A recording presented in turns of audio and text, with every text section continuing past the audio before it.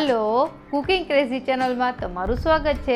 આજે બનાવીશું ફરાળી દહીં વડાની રેસીપી। તો રેસીપી શરૂ કરીએ અને રેસીપી પસંદ આવે તો વિડીયોને લાઇક અને ચેનલને સબસ્ક્રાઈબ કરવાનું ન ભૂલતા।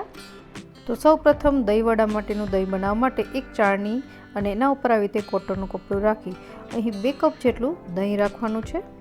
આ દહીં છે એ મેં ઘરે જ મેળવેલું છે, તમે બહારનું પણ લઈ શકો।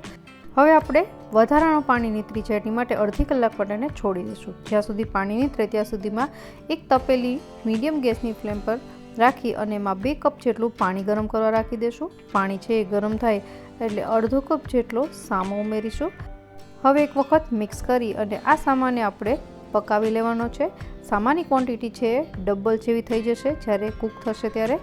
તો મીડિયમ ગેસની ફ્લેમ પર 8 થી 10 મિનિટ જેવો સમય થવા આવ્યો છે અને સામો છે પાકવા આવ્યો છે, તમે જોઈ શકો છો એમ। હવે આપણે આ સામો છે સરસ રીતે ચડી ગયો છે, તો ગેસ બંધ કરી અને આ સામાને મિનિમમ 2 થી 3 કલાક માટે ઠંડો કરી લેશું અને ઠંડો થાય ત્યાર પછી આમાંથી દહીં વડા બનાવીશું। ઠંડો થશે એટલે આ સામો છે અત્યારે જે તમને થોડો સોફ્ટ દેખાય છે કઠણ થઈ જશે। તો સામો ઠંડો થાય ત્યાં સુધીમાં જે આપણે દહીં છે એનું પાણી નીતરવા રાખ્યું હતું એ જોઈ લઈએ। તો પાણી વધારાનું નીતરી ગયું છે, વધારે વાર ન નાખવું, બસ અડધી કલાક ઇનફ છે। તો હવે આપણે જે દહીંનો મસ્કો તૈયાર કર્યો છે એને એક વાસણમાં લઈ લેશું અને હવે એકદમ ક્રીમી દહીં બનાવવા માટે મેં 1/4 કપ જેટલી ઘરની મલાઈ છે એ એડ કરી છે। તમે બહારનું કોઈ ક્રીમ પણ એડ કરી શકો। ત્યારબાદ 2 ટેબલ સ્પૂન જેટલી ખાંડ એડ કરી દેશું, વધારે મીઠાશ પસંદ કરતા હોય તો વધારે પણ નાખી શકો। હવે એને સારી રીતે વિસ્ક કરી લેવાનું છે।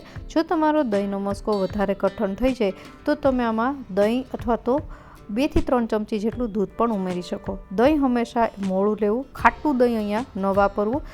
તો આપણું આ દહીં વડા માટેનું દહીં તૈયાર છે। હવે આપણે આ દહીંને 2 થી 3 કલાક માટે ફ્રીજમાં ઠંડુ કરવા રાખી દઈશું। જ્યાં સુધી એ ઠંડુ થાય ત્યાં સુધીમાં આપણે દહીં વડાના વડા બનાવી લઈએ। તો તમે જોઈ શકો છો આપણે જે સામો કૂક કર્યો હતો એ એકદમ કઠણ થઈ ગયો છે। બસ આવો કઠણ સામો હોય તો વડા છે એકદમ પરફેક્ટ બને છે।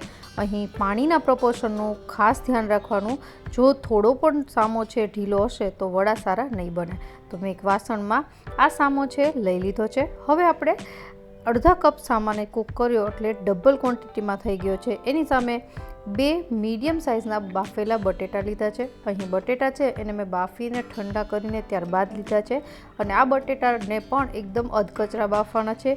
બટેટા છે એ એકદમ મેશી ન હોવા જોઈએ કે હાથેથી આપણે ભાંગી શકીએ એવા ન હોવા જોઈએ। તો અહીં ખમણીની મદદથી મેં બંને બટેટા છે એને ખમણી લીધા છે।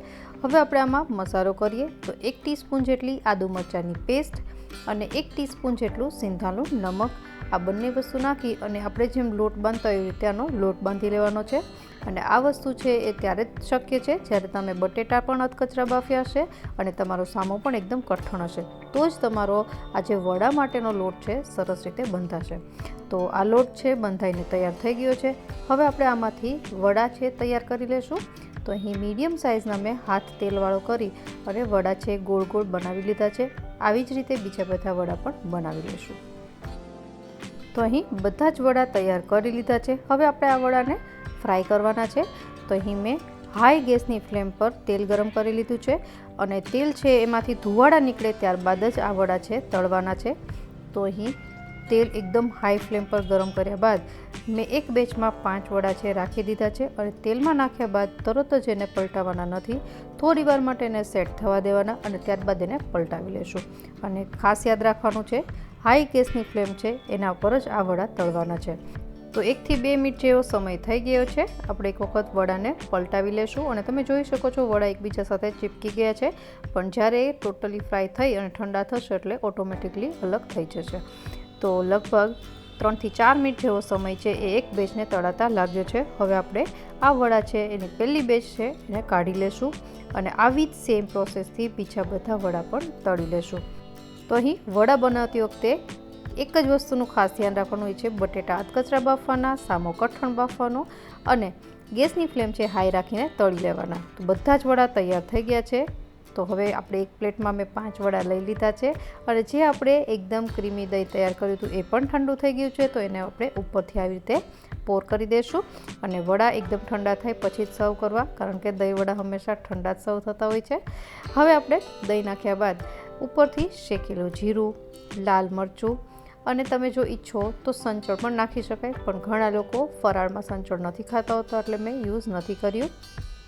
અને થોડા કોથમીરના પાન, તૂટી-ફૂટી અને જો દાડમના દાણા હોય તો એ પણ નાખી શકો. જો તમે પસંદ કરતા હોય તો ઉપરથી મસાલા સિંગ પણ નાખી શકો, જે તમારી આ ડિશને થોડો ક્રંચ પણ આપશે.